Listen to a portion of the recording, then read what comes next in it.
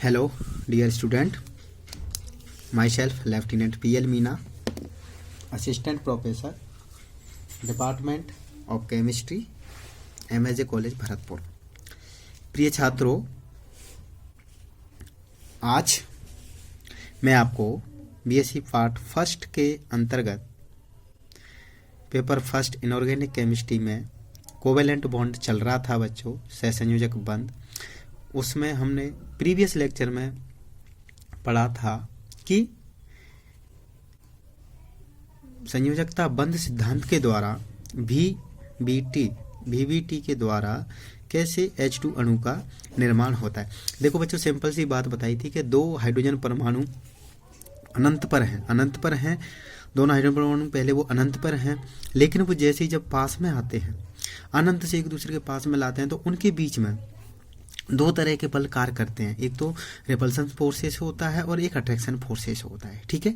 और बच्चों, मैंने आपको ये भी बताया कि रिपल्सन फोर्सेस किस किस के बीच में होता है और अट्रैक्शन फोर्सेस किस किस के बीच में होता है, ठीक है। रिपल्सन फोर्सेस बच्चों, इसका इलेक्ट्रॉन रिपल्सन फोर्सेस, इसका न्यूक्लियस रिपल्सन फोर्सेस, इसका न्यूक्लियस इसका इलेक्ट्रॉन अट्रैक्शन फोर्सेस, इसका इलेक्ट्रॉन इसका न्यूक्लियस अट्रैक्शन फोर्सेस। तो वहाँ पे दो तरह के बल कार्य करते हैं, रिपल्सन फोर्सेस और अट्रैक्शन फोर्सेस, ठीक है। अच्छा, शुरू में बच्चों जब वो अनंत पे होते हैं तो उस नाविक का उसके इलेक्ट्रॉन पर केवल उसी का अधिकार रहता है, इसके इलेक्ट्रॉन पर केवल इसका अधिकार रहेगा। लेकिन जैसे जैसे वो पास में आते जाते हैं और एक निश्चित दूरी पे आ जाते हैं बच्चों, है ना, उस एक दूरी ऐसी होती है, उसके बाद में वो और ज़्यादा पास में नहीं आ सकते। इट मीन्स कि वहाँ पे attraction forces repulsion forces is equal to attraction forces, आकर्षण बल प्रतिकर्षण बलों के बराबर हो जाते हैं। रिपल्सन फोर्सेस और अट्रैक्शन फोर्सेस क्या हो जाते हैं बच्चों, एक दूसरे के बराबर हो जाते हैं। आकर्षण बल और प्रतिकर्षण बल का मान बराबर हो जाता है तो उस दूरी से वो और आगे नहीं बढ़ पाते हैं और वो दोनों परमाणुओं के बीच में क्या बन जाता है बच्चों, एक बंध बन जाता है। उसको कहते हैं हम सहसंयोजक बंध, ठीक है। बॉन्ड और वो जो दूरी होती है उसको कहते हैं हम बॉन्ड लेंथ, बंध दूरी, बॉन्ड लेंथ, ठीक है। उससे और आगे वो नहीं बढ़ पाएंगे। तो VBT ने बच्चों मेन बात ये बताई थी कि किन्हीं दो परमाणुओं के बीच में यदि बंध बनाने की संभावना तभी होगी जब उनके पास में क्या होगा बच्चों, अनपेयर्ड इलेक्ट्रॉन होगा। और अनपेयर्ड इलेक्ट्रॉन का स्पिन कैसा होगा बच्चों, विपरीत चक्रण। मान के चलो ये क्लॉकवाइज है, ठीक है, और ये है एंटी क्लॉकवाइज, ठीक है। मान के चलो ये कोई A एटम है और ये P एटम, ठीक है। तो उनके पास में सबसे पहली कंडीशन अनपेयर्ड इलेक्ट्रॉन होना चाहिए।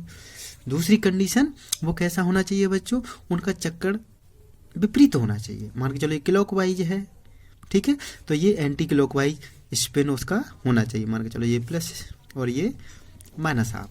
जब ही उनके बीच में क्या होगा बच्चों, बॉन्डिंग होगी, फर्स्ट कंडीशन। तो फिर वो क्या करेंगे बच्चों, जब इस तरह का कंडीशन वो पूरा कर रहे हैं तो धीरे धीरे जैसे उनको पास में लाया जाएगा तो अट्रैक्शन बल बढ़ता जाएगा, ठीक है। स्टार्टिंग में अट्रैक्शन बल ज़्यादा होगा तो पास में आएंगे, तो अट्रैक्शन जब बढ़ता जाएगा तो फिर उसके साथ में रिपल्सन भी बढ़ता जाएगा, ठीक है। तो एक स्थिति ऐसी आ जाती है जहां उसके बाद में वो और ज़्यादा आगे नहीं बढ़ सकते, तो उसको बच्चों हम क्या कहते हैं, बॉन्ड लेंथ, ठीक है, बंध दूरी। और बंध सहसंयोजक बंध का निर्माण हो जाता है, ठीक है। तो प्रीवियस लेक्चर में बच्चों हमने पढ़ा था VBT के द्वारा। अच्छा बच्चों, एग्जाम में आ सकता है कि VBT के द्वारा संयोजकता बंध सिद्धांत के द्वारा H2 अणु का निर्माण समझाइए। तो आप लोगों को कुछ नहीं करना बच्चों, 2 H एटम लेने हैं। फिर उनके लिए सबसे पहले देखो मैंने बताया था कि एक परमाणु में कोई इलेक्ट्रॉन होता है, मान के चलो परमाणु ये H है, ठीक है। तो इसका एक सबसे पहले न्यूक्लियस बनाएंगे, उसमें प्रोटॉन और न्यूट्रॉन रहते हैं, फिर इसमें क्या बनाएंगे, एक इलेक्ट्रॉन। लेकिन हाइड्रोजन में तुम्हें पता है कि न्यूट्रॉन नहीं होता।